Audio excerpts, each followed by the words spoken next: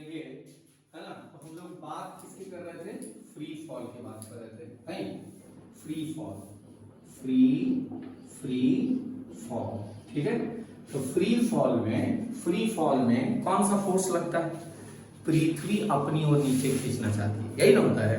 यानी जब भी कोई ऑब्जेक्ट सिर्फ और सिर्फ ग्रेविटी के अधीन, यानी सिर्फ एक फोर्स के अंतर्गत, यानी उसी के अकॉर्डिंग गिरता चला जाता है, तो उसको हम लोग फ्री फॉल कहते हैं, उसको हम लोग फ्री फॉल कहते हैं, है ना, उसको हम लोग फ्री फॉल कहते हैं, ठीक है।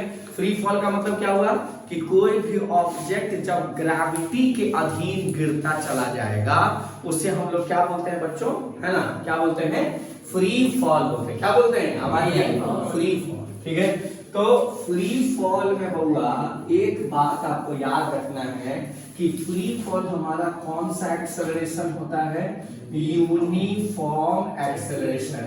बोलते भी रहिए तब आप रहे कि हाँ आपको याद आया।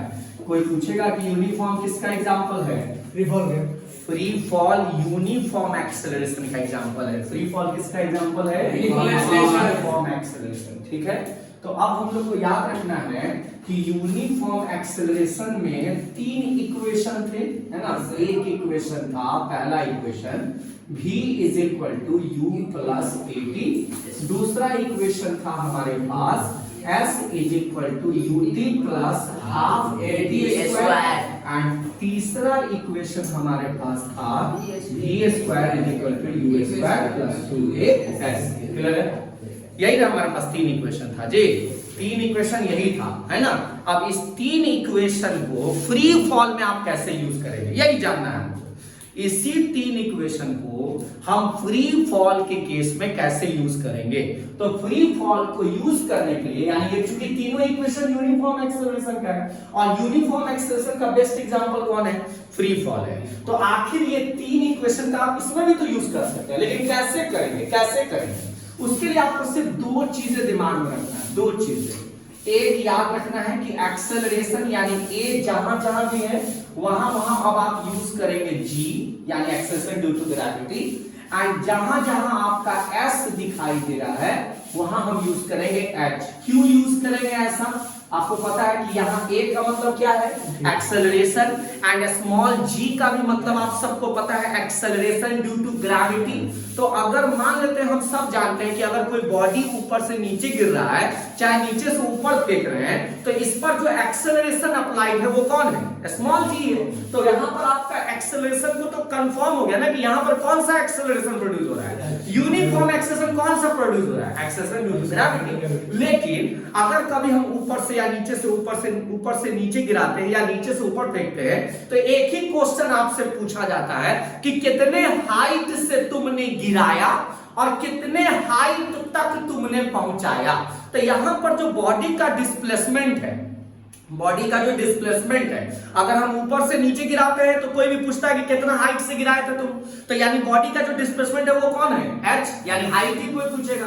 और अगर आप कोई चीज को ऊपर फेंकते हैं तो वहां भी आपसे कोई पूछा कि मैक्सिमम कितने दूर तक हो गया, तो यानी बॉडी का जो डिस्प्लेसमेंट है वो हम लोग किसके अकॉर्डिंग बताते हैं, हाइट के अकॉर्डिंग बताते हैं। तो हमको सब पता है कि तीनों इक्वेशन में जो यहाँ s दिख रहा है वो s कौन है, डिस्प्लेसमेंट। तो फ्री फॉल में जो डिस्प्लेसमेंट है वो कौन होता है, हाइट होता है। तो यहाँ दोनों बातें याद रखना है कि एक्सेलरेशन की जगह अब हमको क्या यूज करना है, acceleration due to gravity, and displacement की जगह क्या यूज करना है, that is the height. Okay, तो अब हम क्या करेंगे, यहाँ पे तीन इक्वेशन को यूज करेंगे, और इस तीन इक्वेशन में होगा, अभी मैंने आपको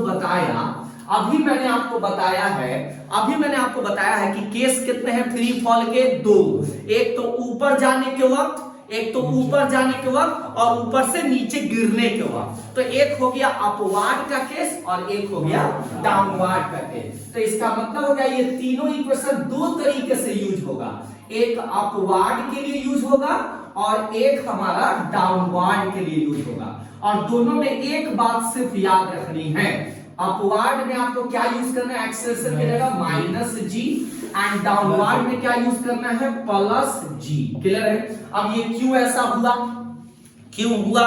क्योंकि आपको पता है कि यहां पर जो g है एक्सेलरेशन ड्यू टू ग्रेविटी वो नीचे की तरफ लग रहा है ना, और बॉडी कहां जा रहा है? ऊपर की तरफ। तो आपको पता है कि एक्सेलरेशन नीचे की तरफ लग रहा है और बॉडी डिस्प्लेस कहां हो रहा है? ऊपर। तो यहां अपोजिट मूवमेंट है, तो जिसके कारण से यहां पे माइनस दिखाई गई है।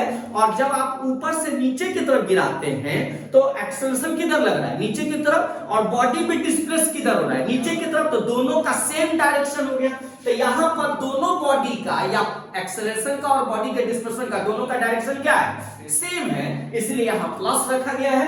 और यहां पर चूंकि दोनों अपोजिट है ना, लग रहा है जी का वैल्यू किधर लगता है? सेंटर की तरफ लगता है ना, अर्थ के सेंटर की तरफ। तो वो तो लग रहा है नीचे और बॉडी कहां जा रहा है? ऊपर।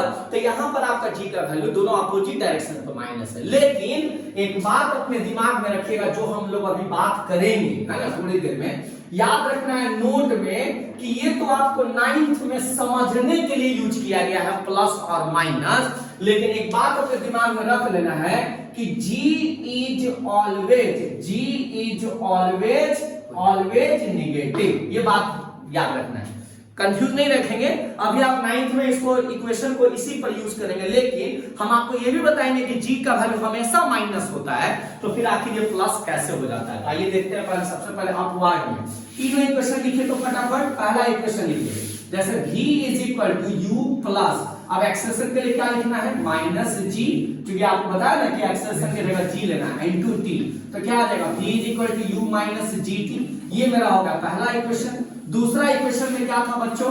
s is equal to ut plus half at square. तो ये क्या हो जाएगा? s के जगह हमारा हाइट हो जाएगा, ये हो जाएगा ut, एंड यहां हो जाएगा प्लस a की जगह क्या रखना है? Minus g। तो यहां क्या हो जाएगा? Half minus g and t square. क्या आ जाएगा? h is equal to ut minus half gt square. तो ये हो गया हमारा दूसरा इक्वेशन। एंड थर्ड इक्वेशन है हमारा होगा that is v square is equal to u square plus 2as। अब यहां रख दो v square is equal to u square and plus है ना 2 इनटू एक्सेलरेशन के जगह माइनस g एंड s के जगह h। तो क्या हो जाएगा? v square is equal to u square plus minus 2gh। This is our third equation. Clear है? तो ये जो हमने बॉक्स में घेर दिया है, पहला इक्वेशन है v is equal to u minus gt, second है आपका h is equal to ut plus half gt square, and third है आपका v square u square minus 2gh। अब ये सेम चीज आप यहां भी करेंगे डाउनवर्ड के केस में।